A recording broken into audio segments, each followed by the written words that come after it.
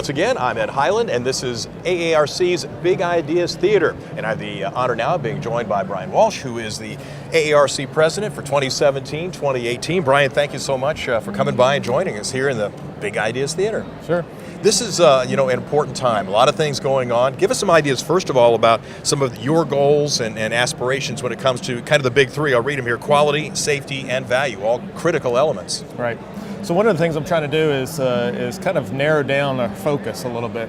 So often we want to kind of boil the ocean, if you will, about some of our initiatives. And so when it comes to value, having respiratory therapists be a valuable part of the healthcare system is paramount.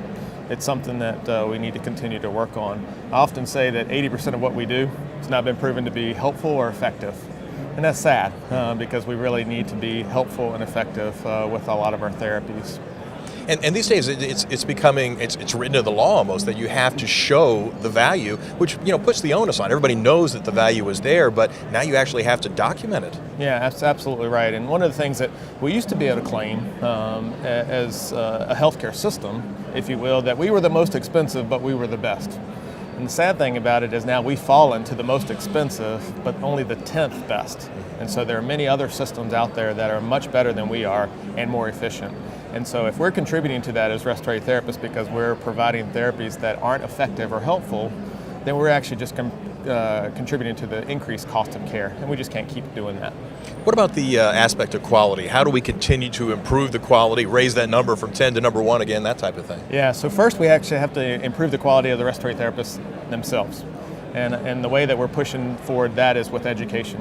So we're really pushing for baccalaureate prepared respiratory therapists, advanced credentialing, those types of things, because I think if we bring up those, then we'll allow the therapists to actually do what they've been trained to do, and they'll provide that effective care.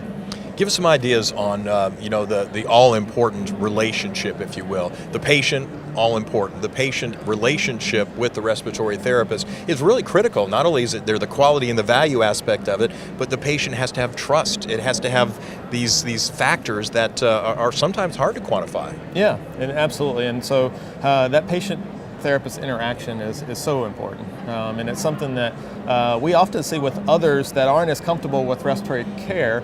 They exhibit that in their body language, if you will. And so if you're a patient and I don't quite understand how to work that respiratory piece of equipment, you can actually read my body language and know that. And so then your trust goes down.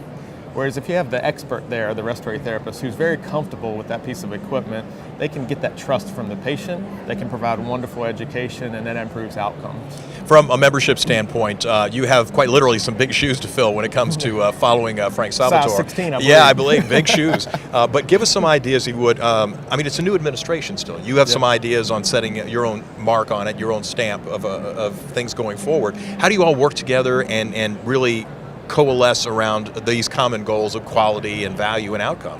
Yeah, so many of our strategic plans are still the same. What I'm trying to do is actually change it a little bit, and with 3 domains, as I call them, of quality, safety, and value. And Frank supported that in the past. We are going in a different direction at times. The 2015 and beyond initiative that we've had during Frank's presidency is something that he's kicked off wonderfully.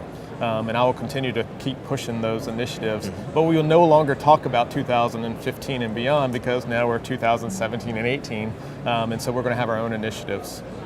Looking forward to the 5-year plan, perhaps. So we'll see you along the way. Thank you so much for joining us. Congratulations. Welcome to the presidency, and good luck along the way. Great. Thank you. This is the Big Ideas Theater at AARC.